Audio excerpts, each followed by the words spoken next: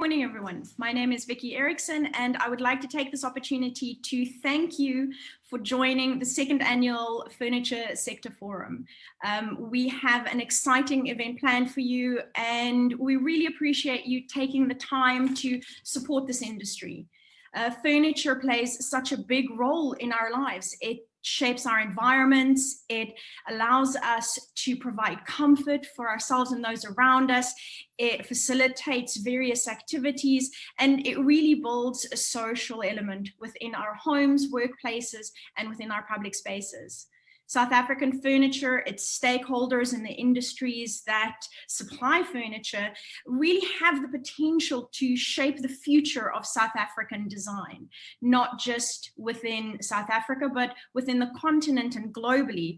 We have an opportunity to look at our sustainable mindset, at our marriage of handcraft and industrial processes, our celebration of craft within what we do, and we can leverage those to create a furniture design style that will globally represent South Africa and parts of our continent. We have many challenges ahead of us, but I really think that today, as you listen to the academics, to the professionals, to the makers, to the thinkers, to the tinkers, that you will see that this industry is about to boom, that it is going to flourish, and we all hope that you will play an active part in taking this industry to the next level. So as I mentioned, I'm Vikki Erikson. I'm going to be your host. You will see very little of me because we have an absolute jam-packed agenda. Before we get there, I was hoping that we could just get a few of the house rules out of the way. Online has become the way of the future for many of this year and potentially next year's activities. So we know that unfortunately some online protocols need to be observed. So we do ask you to please keep your cameras off and yourselves muted. We will have various discussion points throughout the panel discussions where you can ask questions. So if you think of anything, please use our Q&A facility. If you look on the bottom band of your Zoom interface, you should see two speech bubbles with Q&A underneath. Please make use of this function. We will actually be tracking your questions and interacting with you throughout the day. And we'll also retain some of the questions, and we'll be able to feed those back to the panelists later in the day to really get their views on some of the matters that you believe is pressing and on some of the issues that you would like answers on. As I mentioned, please keep your cameras off and keep yourselves muted because we are going to have a very full agenda for today. If we look at some of the key elements that we'll be exploring today, you'll see that we have an update from the South African Furniture Initiative as well as Proudly South African. This will provide us with a little bit of context of where we are as an industry, some exciting developments.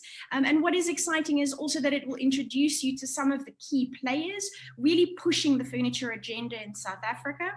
Following that, we will have two interactive and I promise you very lively panel discussions hosted by some amazing colleagues from academia and practice. The first panel will focus on curricula, on furniture design education. What kind of foundation do we want to lay for this industry? How do we move forward? And what are some of the concerns that we really need to bear in mind as we brave new furniture design education and curricula? And the second panel discussion will really look at local furniture design and manufacturing, some of the challenges, some of the trends.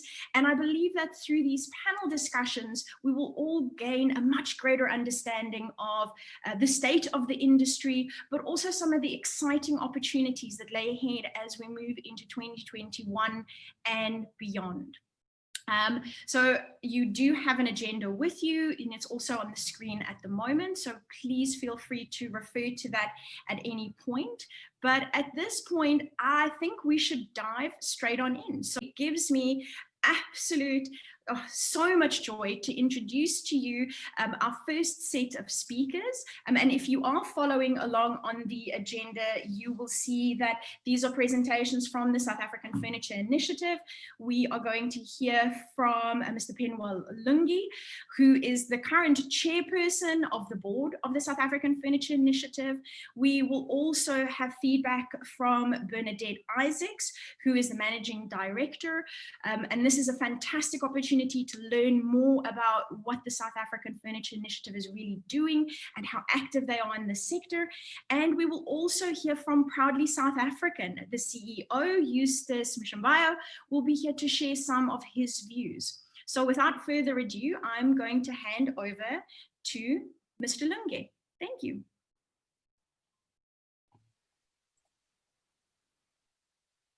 Thank you very much, Vikki. On behalf of SAFI, just like Vikki has done, I would like to thank you for connecting to the second edition of the Furniture Sector Forum. As you guys will all remember, the first edition of the forum was hosted by Proudly South Africa last year under the theme Buy Local. Eustace, who's going to speak after me, and his team must have been prophetic in that we have all learned firsthand from the COVID-19 crisis the importance of building and investing in sustainable local value chains. We continue to support PSA's strong message of creating globally competitive local value chains, and I believe that this is the message that we should take to all fellow South Africans. Eustace will have a few words after me, as I've already said, but I would like to thank him for PSA's continued support of our sector. You will also remember that last year I spoke at length about the state of the industry and also announced a partnership that SAFI had formed with the DTIC, which was aimed at creating an industry master plan. I must admit, we did miss some of the milestones we set for ourselves in terms of completing the plan, but I'm proud to announce that the plan is now complete and we are going through the formal approval process, which Mrs. Mcata-Mhlauli, who's the Chief Director from the DTIC, will talk about later. Bernadette Isaacs, our Managing Director, will talk about some of the pre- and post-COVID-19 initiatives that SAFI has undertaken to support the growth of our sector. I hope that you guys will enjoy that. I trust that you will derive value from all the presentations and panel discussions.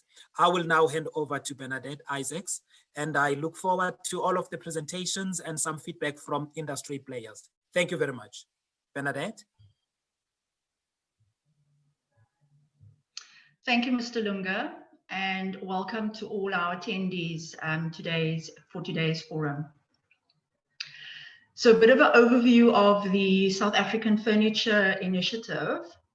The South African Furniture Initiative was established in 2016 as a non-profit company. We are a joint initiative of industry, labor, and government. And we have the common interest of promoting development and growth of the South African furniture industry. SAFI has 3 strategic pillars which we base our programs and initiatives around, and that is market access, increase to market access, transformation in the furniture industry, and competitiveness improvement. Mr. Lunga mentioned that last year, the South African Furniture Initiative and the DTIC embarked on the process of the Furniture Industry Master Plan. And he did also mention that the DTIC will take us into further details. I just wanted to give the attendees a roadmap or a map of or timeline of the process that we went through for the Furniture Industry Master Plan.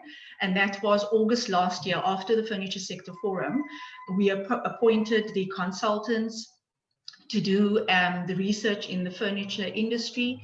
We put together a project committee. We then did a situational analysis with the consultants. In mid-November, December, we engaged with the DG and Director General and the Minister at the DTIC. In January and February of this year, we engaged with the industry. We had 5 workshops throughout the country, getting inputs from the stakeholders in the industry via those workshops. And in Between February and July, we were in the process, or we drafted the implementation plan, the monitoring and evaluation plan, and we submitted that in September to the Minister's Office, to the DG, and that is where it's at now at the moment, with a sign-off with the Minister. During October and the next couple of months, we are looking at engaging with stakeholders in the industry to get commitments with regards to the furniture implementation plan, and we're hoping to get sign-off and implementation from November 2020. So just in terms of what SAFI is busy with, it was prior as well as during COVID, we offered, as the South African Furniture Initiative, we offered support to the furniture industry, and that was support in terms of applications for funding, in terms of support, just in terms of guiding and assisting the furniture manufacturing industry with access to information and what was available for them to access at the time during lockdown and during the pandemic. SAFI also, under our market access pillar or program, which is already part of the furniture industry master plan, we've already started initiatives to undertake looking at a platform for manufacturers to showcase their products and capabilities in terms of a furniture directory. It's called SAFI Direct, where our manufacturers have access to this platform to actually showcase what they manufacture locally and what is available locally to the market. And the purpose of this directory is to actually create a South African furniture brand and also awareness about our furniture manufacturing capabilities. One of the other programs also under our market access pillar is looking at trade remedies. We have engaged with SARS, we've engaged with South African Bureau of Standards, and we've engaged with various other stakeholders in the industry to actually look at ways to curb imports into the country. We have embarked on a program with the South African Revenue Services, where we have made an application to re-look at the tariffs, the furniture tariffs in the industry, and also we're working closely with the industry in terms of looking at revising or amending any of the South African furniture standards that apply to the furniture industry. Then also we, as Mr. Lunga mentioned, last year we launched our Furniture Sector Forum, and this is our second one this year, and we really want to use this platform every year to actually engage with the industry regarding the developments and trends in the industry, as well as look at commitment from the public and the private sector, and also you'll hear later on, like we mentioned, the update on the Furniture Industry Master Plan. Our final program under the Competitiveness Improvement Pillar is our Skills and Qualification Development Program. And we have, in partnership with the FPNM-SETA, who has funded the Skills Development and Qualification Programs, we are in the process of revising and developing a furniture design qualification, which we'll speak more about in the first panel discussion. And also we would like to, we received funding from the FPNM-SETA to have a furniture growth strategy workshop with regards to the future of skills and development in the furniture industry, and that will take place next year, February 2021.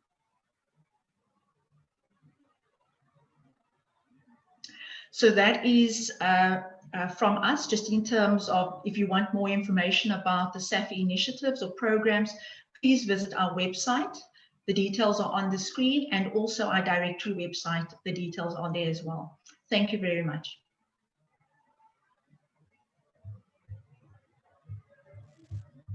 Thank you so much, Bernadette.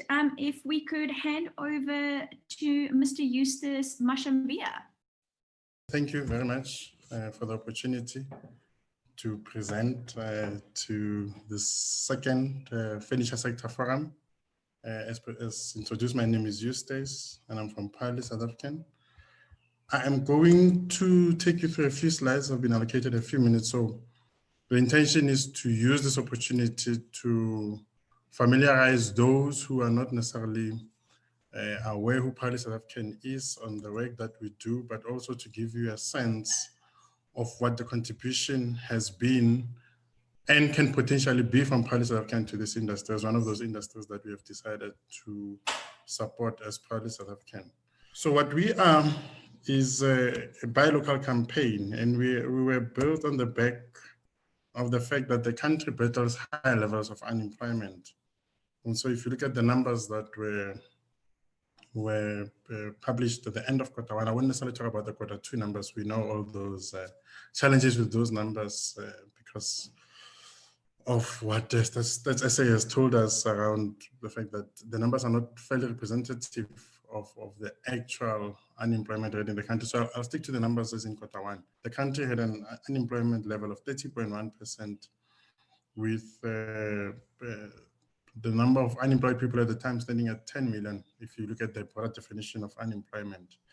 And add to that another 2.2, some say 3 million people who've lost their jobs subsequent to that during the COVID-19 period. You're then looking at a population of about 59 million, but where 12 million of those who could potentially be employed are unemployed. And so as a buy local campaign, our role is to make sure that we drive up demand for locally made products such that those who make these products can then benefit from increased demand that will have arisen, especially within the borders of South Africa, for the products that they make, such that they can retain the jobs and create much needed new jobs. And so we have 4 focus areas. The first one being to educate those in the public sector around the importance of buying local and what legislation exists and prescribes in the public sector insofar as public procurement is concerned. And we know that furniture is one of those sectors that is designated in the public sector. We also have a responsibility to engage those in the private sector on the importance of buying local, as well as to get them to commit to buying the products locally. We then also have to educate consumers, as in the general public, around the impact of making local purchasing decisions. And lastly, is to promote accessibility of locally made products and services. So how can the broader furniture industry benefit from the Pali South African campaign? So I'll touch on some of the things that we have done, which a lot of are really ongoing programs, and those of you who are furniture manufacturers can then participate in these programs. The first thing that we launched back in 2018 in October, when the president hosted the Presidential Job Summit, is we launched a Will You Commit campaign, where we're challenging the private sector especially to commit to buying local. And for purposes of this specific industry, what we did is we then put together on the 13th of March 2019 a furniture forum, and both Penwell and Bernadette spoke about this, the first furniture forum that was hosted in March 2019. And what we did in that forum is we then undertook this exercise to get those who are responsible for buying to sign the pledge. And we had a few companies sign the pledge, which basically committed to helping us give effect to what I'll present on this slide. One, as Pali South African, we have a base of companies that have been vetted for quality and local content. And what we do is we then go to the private sector and we look for localization commitments. So we basically ask those in the private sector to identify items that they can ring fence for localization. So the example I gave, there's the banks. We went to the banks, we went to the broader financial services industry, and we asked them to ring fence furniture as one of those items, office furniture, as one of those items that they could buy locally going forward. We then, once we have secured the commitment for them to buy local, we then consult our database to see if we have enough companies that can then be introduced to those banks that have given us those local procurement commitments. And if we don't have those companies in our books, we then engage the likes of SAFI, and that's why the partnership with SAFI is critical, in that we then engage the sector desk at the DTI. We engage SAFI as an industry body to say which of the companies can take up these opportunities that we have secured from this specific industry, And we then send those list of companies, a consolidated list made up of proudly SA member companies, industry body companies, as well as sector desk companies, qualifying companies of us that make their products locally. They can then transact with the banks if the banks are the ones who are looking for those lists. And what we have now introduced is a process of evaluating and monitoring all those purchases. We've introduced a dashboard called MAP, and there we are able to consolidate all those orders that we are facilitating to say, based on this procurement spend, and working with the industry body and the actual entity themselves, you can say, this is how much was spent, and based on that, this is the impact in terms of jobs retained and jobs created, so that we can start seeing what the broader impact would be. Some of the commitments that we drove during that time was to, and this is the first one that is on this example, on this slide, as an example, is the one I presented on earlier, on the banks agreeing to buy local furniture. The second one is where we started engaging retailers to say, can they increase their levels of local content on their in their stores as you walk in as a consumer? If there are higher levels of local content in the stores, it increases the probability of you buying a locally made product. Thirdly, is to increase the usage of locally made raw materials, so locally sourced raw materials in the making of products. And lastly is to find those who represent a lot of buying. And the example we've given there is a franchise association where all these franchises, at one or another point when they open their businesses, they do buy locally made furniture. And so the commitment that we're looking for from franchises and hotel groups, etc., is for them to start committing to buying local. And that is the work that we started doing in October 2018 in support of this industry. And basically is to make sure that furniture items that are bought, whether they're bought by the retailers or tenderpreneurs who then supply and the public sector, that the products themselves are indeed locally made. And so it's the banks, it's the insurance companies, it's the public and the private sector, it's consumers, it's both private schools and public schools in terms of the desks that they buy. Is the presence with everything else that they require by way of furniture items, is the hotels, the lodges, the B&Bs, the hospitals. That is the value chain that we have looked at as Policy African as different touch points that we have interacted with. So in the last 2 years, we have written to each and every one of these industry bodies, as well as the respective companies that are participating in this specific industries, to try and get them to understand the importance of buying local. What we have also done is we've introduced a furniture portal. We have designed this portal. We're ready to go live. We just need to tie up a few loose ends and partner with, we're partnering with the DTI and SAFI. We hope in implementing this furniture portal, where these guys will then know that if I'm looking for a locally made product, one of the ways in which I can find the company is to go into the Proudly SA website, go into the portal. I will find companies who have gone through a process of vetting, where Policy African has checked that the actual product itself is locally made and is of a high quality nature.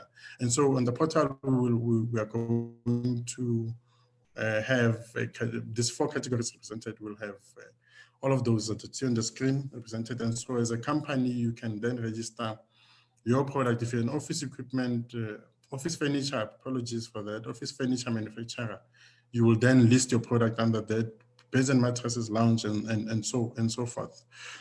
And so this is the kind of e-card that we have designed, which is ready to go to industry to say, register yourself as a local manufacturer of furniture, and so that you can then register your products under the portal, and which will make it easy for all those entities that we're going out to find your products. Because one of the questions that we have been confronted with at most times is how do we find the products? How do we identify which ones are really going to sell to us locally made products, or who is going to sell us a product that they've bought into the country and they just put a label that says made in South Africa. So through the portal, the companies that will be heeding our call to buy local will know which products are locally made or not, and easily find them. We've also introduced an online shopping platform, rsamade.co.za. The idea is to now start listing as much furniture as possible, because we are going to drive campaigns to promote this portal. We do buy space when things are normal, before COVID and hopefully after COVID, as part of whatever the new normal is going to be. In trade expos, we are working on virtual showrooms that will support the work that is being done to drive up exports, especially with the free continental free trade area in Africa now coming into effect. So we are now looking at taking South African made products into the rest of Africa. So as the most industrialized economy in the country, that is an opportunity working with TISA within the DTI to start giving effect to this vision of having virtual trade expos where furniture can have a portal on that virtual showroom or on that virtual expo where locally made furniture can be showcased to buyers all over the country, and RSA made can then handle the orders and ship those products that are sold. We also do work in the public sector, and it's around designations. We track tenders that are issued for furniture which is designated.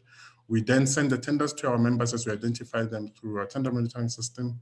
We help government correct the tenders where they've issued a tender that is not compliant. If they issue a tender for furniture and they do not specify that only locally made products will be accepted as part of that bidding process, we help them correct the tender at the time when the tender is issued, as opposed to waiting after the tender has been issued. And so members of Party SAFI have to comply with these 4 key criteria: local content quality, implementation of sound environmental standards, fair labor practices, and the fee structure is as you see it on the screen. And the reason why I have this this slide is because there is perception that membership of Party SAFI is expensive, which is not the case. And so I thought I should bring it to this presentation to show those furniture manufacturers who are interested in becoming members that it's not expensive to benefit from a member of Party SAFI, from the membership of Party SAFI. And so we do, over and above the work that we do in the public sector and the private sector, undertake consumer education campaigns. And all of those that you see on the screen are the kind of campaigns that we roll out. And as I conclude, I would want to then play a 30-second video which gives you a sense of the kind of campaigns that we roll out. This is the campaign that we're rolling out during 2020. You'll see that it has been adapted to the current environment. And I'm glad that Penwell, you touched on the fact that as a country, it is more critical for us now more than ever to start buying local, because as those borders remained closed before we went into our own lockdown, because those countries that are sources of some of the stuff that we buy had already gone into lockdown and stopped producing some of the products that we buy. It demonstrated the fact that we can survive as a country just on that which we make ourselves. And so it's important that as we revive this economy, as we reconstruct this economy, we support locally made products. And this is the campaign that we have conceptualized as part of South Africa. We rolled it out between July and August. And as part of the festive season drive, we are rolling out the campaign again starting this week, and it will go all the way till mid-December to make sure that those who make purchasing decisions during this festive season time choose locally made products. The second half is about to begin. We need to change the scoreboard. It's time for all of us to pause and rethink the game plan in order to save the future. I call on all of us to be game changers, because greatness isn't reserved only for some people. By buying local, we're choosing to create jobs and sustain the ones we have. Time and time again, South Africans have taken destiny into their own hands, creating products that the rest of the world wanted to buy. See, the world remembers about us, what we sometimes forget. But it's time for change. Let's all buy local. It's game time. Zanzibar. Local is lekker. Everyday decisions shape our future. And that is a campaign, and it will live on SABC 1, 2, 3 and SABC News, on some of the multi-choice platforms, on some of the ETV platforms, as well as on digital platforms, because we're in an era of technology. And so that's the presentation. If anyone is interested in taking up this conversation with us or taking up membership, there's our number on the screen. Send an email to us, info@proudlysa.co.za, and we'll be able to assist. Thank you, Program Director. Thank you so much, Mr. Mashimbye. I think that it really is exciting. We actually had a comment on the Q&A while you were presenting to commend Proudly SA, and just to say that this online portal is going to be such a fantastic tool. And I think it's amazing because it takes the ethos of love, support and buy local, and it's really putting action into it, and allowing a greater group of people to take part. I have another question that I would like to pose to the members who just introduced themselves. Oh, no, the question is gone offline. So we're going to have that answered for Mr. Berry. And I think finally what I'd like to say is just thank you so much for a fantastic introduction to the discussion today, to the context that we're working in and that we're talking in. One of the points from the SAFI introduction that I took away is how participatory and how inclusive the processes are in order to ensure that everyone has a seat at the table as we try and move the furniture industry forward. And again, this focus on action, if we talk about those 3 strategic pillars, it really is about how do we engage with stakeholders, with the furniture industry, and how do we move things forward. So what I would like us to do now is to welcome our next speaker. As we move into the more formal section of today, I did just want to mention that the session is being recorded. So we hope that we could actually kind of share this with those of you who are here today and to share the information a little bit further. Please remember for the panelists and for the participants just to keep your video off and your mic muted while you are not presenting. And with that, I would like to take the moment to introduce our next presenter. From the Department of Trade and Industry, we have the Chief Director of Agro-Processing and Forestry, Ncumisa Mcata-Mhlauli, an absolute powerhouse in this industry, having worked in both the private and the public sectors. And we ask her now to join us and to share a little bit of an update on what is happening with, with the Furniture Industry Master Plan. So we invite her now and we welcome her and we say thank you so much for taking the time to join us. Thank you, Vikki, Program Director. My name is Ncumisa Mcata-Mhlauli. I'm the Chief Director from the Department of Trade, Industry and Competition, responsible for agro-processing and forestry-based industries. And greetings to all of you, ladies and gentlemen. I think, Vikki, let me acknowledge the presence of our former First Lady, Mrs. Mhlante. Welcome, First Lady. Thank you so much for being part of this important event. Colleagues, I will take you through the update in terms of the Furniture Industry Master Plan. I must indicate that this has been a very extensive, a process in terms of consultation. We've worked very closely with the industry, which is the South African Furniture Initiative. We've also worked very closely with BFI's Education and Skills Institution in terms of the development of the master plan. Also, we worked very closely with the retailers, including the importers, and also the public sector partners, including, by the way, big companies that are in the furniture space and organized labor. But it has been very extensive, and we've also consulted, I think, almost all the 9 provinces. Colleagues, as I think my colleague has indicated earlier on, that we managed to get, I think, services of tips in terms of the development of the master plan. And now, I think the process started around August, I think, as Bernadette indicated earlier. We started August 2019, and now we have finalized the first part of the master plan and handed over to the Office of the Minister.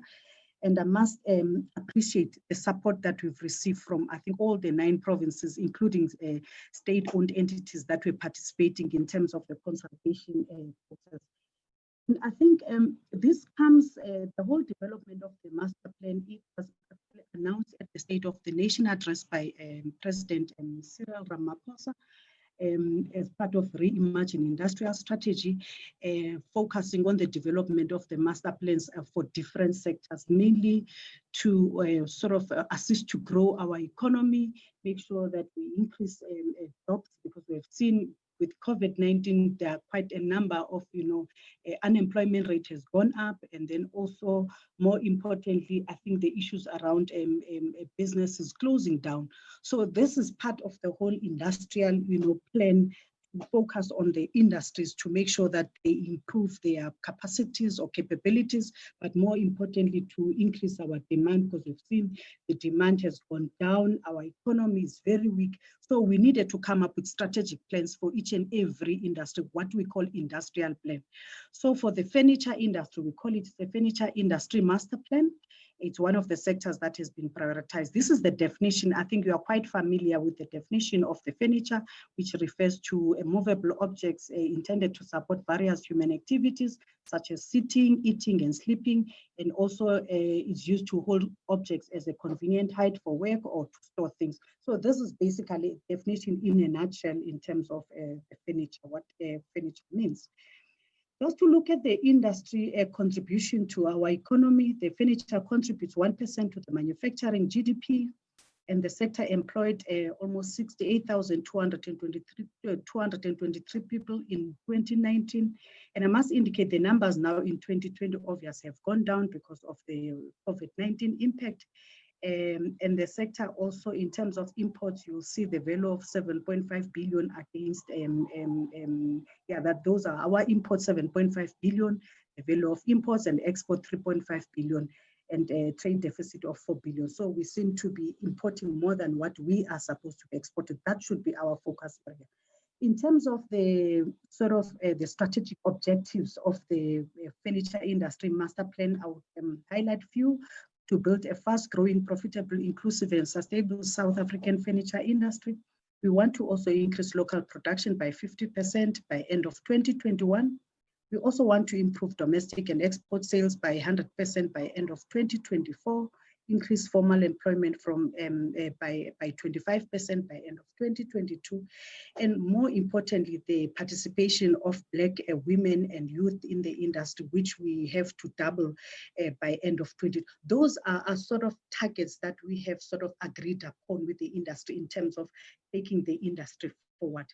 This is basically the furniture industry segmentation, which we are all quite familiar with. We're talking about office industry furniture, talking about education furniture, outdoor furniture. You've seen in terms of COVID-19 procurement of hospital as well as medical furniture, as well as the prison furniture and old age home furniture and church furniture. That is the type of segmentation that we see in terms of the furniture industry. The next slide. What is our vision in terms of the furniture industry master plan? The vision is a fast-growing, profitable, inclusive, as well as sustainable South African furniture industry. These are the objectives that I've talked about earlier on that we need to focus on to increase local production by 50%, improve domestic demand and export sale by 100%. You will see the date, the target timelines there. You're talking about before 2025. All the targets that we have set ourselves in terms of the master plan, they need to be achieved before 2025, including increasing formal employment from current levels by 25% and the participation of Black, including women and youth, which we should double by end of 2024. So we're talking about very tight deadlines and very tight timelines in terms of the development of the master plan. And then in terms of the strategic pillars, we have agreed on 3 strategic pillars. The first one is to increase market access. I think Benedict has talked about this. I don't want to bore you in terms of the details. I think Benedict has given a lot of information in terms of market access. And then the second intervention, which is very key, is the transformation of the industry. And the third one is to improve the competitiveness. So those are the strategic pillars in terms of the master plan. Next slide, I will talk about this later on in terms of the details around the 3 strategic pillars. The first one, it's around market access. Benedict has talked about the issues around tariff as well as non-tariff barriers that we need to focus on protecting our local industry, especially the imports that a surge of imports. So we need to make sure that we sort of deploy our trade measures as much as we can in terms of protecting and improving the competitiveness of the industry. That is the first, work that has already commenced, by the way. And then the second one, in terms of market access program number 2, is the furniture designation. I think the CEO of probably SA has talked about furniture designation, where we need to focus on the tenders to make sure that the industry is able to get, the tenders or get an opportunity to sort of get a supply government with the furniture. So this has been an issue that I think we are quite aware that we need to sort of focus on it. More important, to make sure that our local business are able to get, I think, opportunities of business from the state. At the same time, looking at the current standards and specifications in terms of the furniture that we manufacture, coming up with compulsory standard. That is the work that has already started working with our regulators, which is the South African Bureau of Standard.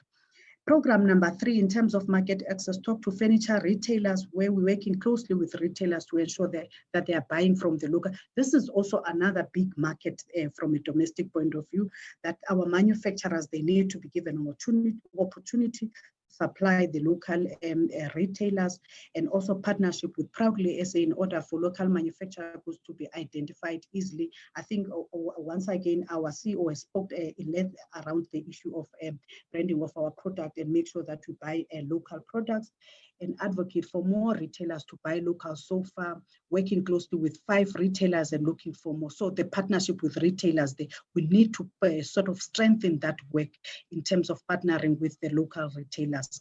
And then I don't want to talk about number 4, furniture, buy local campaign. I think our colleagues have actually, CEO Proudly SA has talked about the issues around the local campaign, including by the furniture design competition, which I will talk about it later on. The next slide, please. So that is our first intervention. And then intervention number 2 in terms of the furniture industry master plan is around transformation. That we have seen that there needs to be transformation in the industry. More importantly, the participation of Black players in the industry, the mainstreaming of the Black players in the industry. So we need to finalize the transformation plan for the industry. That is very important as one of, the action or task that we need to undertake. Develop and implement SMME entrance sustainability support program, support SMMEs along the value chain and sustainability and access to market. And I've indicated, I think, in many platforms that the informal market, we need to focus on it. Already there are quite a number of, backyard, businesses that see in terms of furniture manufacturing, SMMEs that are operating in those spaces. How do we make sure that we mainstream those SMMEs that are operating in the backyards and make sure that they are sort of participating in the mainstream economy? So we need to make sure that the information sessions that we share with those SMMEs, but making sure that they're getting the opportunities to supply as well as increase their capabilities. Pillar number 3, it's about improving the competitiveness. The first program is Furniture Sector Forum, which is the platform that we're having today. I don't want to talk about it for now because already I think we are quite aware of the fact that the platform is about sharing information, but more importantly, the development to look at also the development of public sector furniture specifications. That is what the forum has to focus on, as well as the issues of standards. And then I think there's also a suggestion that we need to also establish the hospital furniture forum, which I think we used to have this years ago. So we need to revive that sort of a forum. And then also we need to continue with the furniture sector forum event because it's a very important platform to share the information. And then again, the furniture sector forum has to focus on the development of compulsory standards for the sector. And then program 2 is about furniture manufacturing, a hub. Already Gauteng has started some work there in terms of the furniture hubs. So we need to focus on this and support this work. More important, the sourcing of funding through various departments, including SAFI as well as private partners to come on board, especially if we talk about the fact that we want to place entrepreneurs into those spaces. So funding will be a big issue that this program has to focus on. Again, the third program in terms of improving competitiveness of industry, it's around the furniture design competition, a furniture design program. Here we're looking at the furniture design competition. I think the competition is closing now, the entries end of October. And then qualification issues, I think that is the matter that is already, I think the forum has started in terms of making sure that there's a qualification that is accredited by various TVET colleges and tertiary institutions. So that work already I think is at an advanced stage, including the workshops that are dealing with skills development. So that work also has to continue through working with the industry, partnership with the industry. The next slide. Next slide, please. Just to look at some of the interventions that are being implemented. I think Benedict has talked about these issues around illegal imports. That work has already started through a partnership with SARS, where we're looking at reviewing some of the tariff lines and also looking at issues of reducing the declaration, especially on the other tariff lines and under declarations that are taking place. So that work with SARS becomes very, including, by the way, some of the illicit goods that are coming through the country. So this work is very important, colleagues, and already the industry is working very closely with the SARS, including DTIC, to look at those illicit goods that are coming into the country, including some of the tariff lines that we need to review. And then localization, I think this is a big issue that we are focusing on, engagement with big retailers, as I've indicated, the 5 big retailers, to make sure that they are procuring the local products, not depending on imported products, but to make sure that they are procuring what is produced locally. And then local procurement, I think it's another big program where we are focusing on commitments from government, especially from private schools and private hospital and big corporates. That is led by Proudly SA, and as well as our as well as DTIC. And then another intervention that is ongoing is the competitiveness, where we're looking at skills development. I think Program Direct, this is a very important program in terms of skills development, especially the employment of young people in the industry, working with the sitters there to make sure that we're able to bring the skills and making sure that those who have who are at tertiary institution, they're able to get the experiential training in various companies, as well as in various retailers. So that program is very important, colleagues. And then just to look at the preliminary commitments, because some of the work that we've been doing is to look at what is it that the private sector is going to bring on the table? That is the bring and buy arrangement, because state has got its own responsibility, but we want to make sure now that in terms of the master plan, we're talking about social compact. That is the commitments and the sort of support that the industry is going to get. The support that the master plan is going to get from the private sector. So these are just the preliminary commitments that have been made by various companies. But I must indicate that we still need to do more in terms of some of the commitments. I think as an example that, can you go back, please? Bravo has indicated that they are going to increase equity stake to at least 51% Black ownership in their companies, and they are also prepared to serve on the EOC, and they are also going to dedicate resources to export program, and also to dedicate resources to improve protection against specific imports, and also to look at strengthening Black and female-owned participation in the supply chain. So this is a very important commitment that has been made by Bravo. And then again, PG Bison, you will see also they made commitment also to participate in the EOC Executive Oversight Committee, which is led by Minister of Trade and Industry, and also they are going to dedicate resources to drive exports, as well as be part of the local downstream furniture industry, where in terms of export opportunities there, and also dedicate resources to build specification, accreditation, and standard manuals to be used by state, especially the supply chain management officials.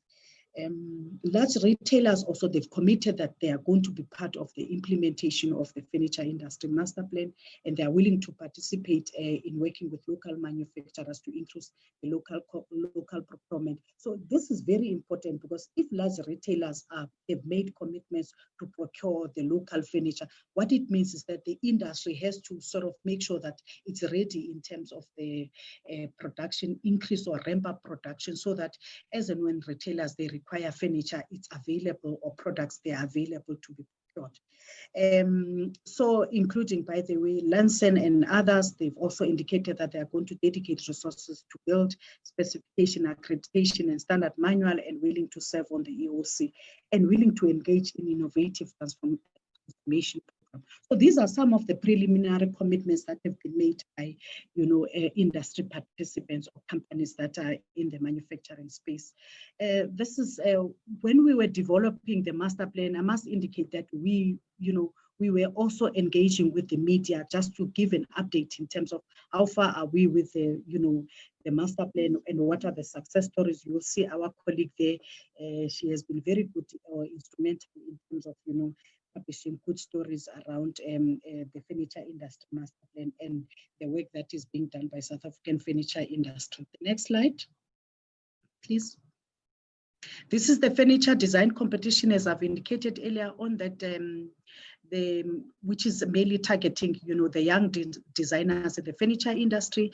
The competition is closing on the 30th of October. We're hoping that we're going to get as many entries as possible. And then thereafter we can start the adjudication process and then the competition.